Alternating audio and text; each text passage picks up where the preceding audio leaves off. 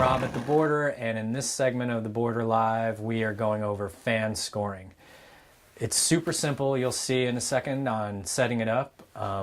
It's just designed to give your fans and the audience a fun and engaging way to participate in your event. We're going to see how it works in the sample event we've been running through in the tutorial videos here.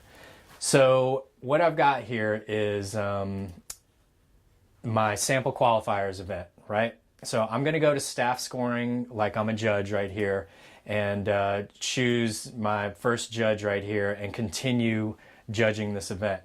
But what I've got here on the side are examples of two people out there in the audience. These are two separate browser windows.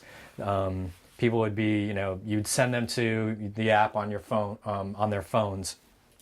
And the way it works is once your real judges begin submitting scores for the rider that just went, all of the people in the audience will then be prompted to also submit scores.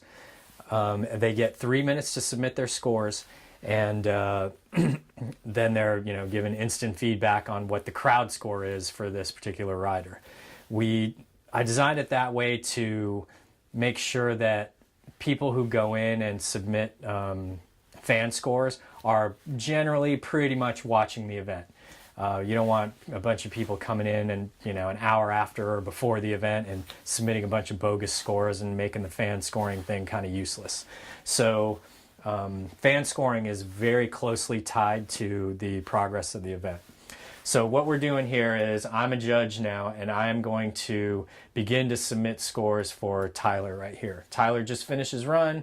I'm going to begin submitting my scores right here, and what you'll see is out there in the audience, everybody on their phones gets an automatic update for, hey, Tyler is now available for judging. Judging started a few seconds ago. Go ahead and submit your scores. So here's person number 1 in the audience submitting their score. Here's person number 2 in the audience submitting their score. Meanwhile, my judges over here are operating as normal, submitting their scores.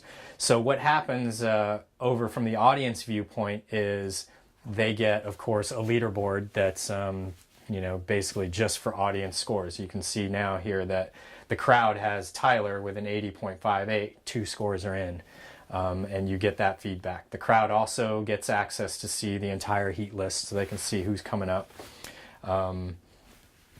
This process kind of unfolds as your event unfolds. So after Tyler goes, of course, jockey is up next, and once the first judge begins submitting scores for him, your audience out there gets their update on, okay, next dude is available for judging, and they can submit their scores.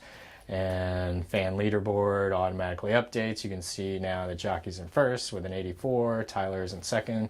They both got 2 scores in from the audience out there. So that's how simple it is to set up. You can easily embed your events list on your site, so you can send people just directly to your own site for fan scoring whenever it's ready to go. If you look in the help and instructions area, there's a little embed code right here that you can just copy and paste and put in a blog post that will show your events as they become available for fan scoring. So to turn that on, basically when you set up an event, you're just making sure allow audience judging is set to yes, and that's all you need to do. That's it for fan scoring. I'm Rob at theboardr.com. Hit me up with any questions. Thanks for checking it out.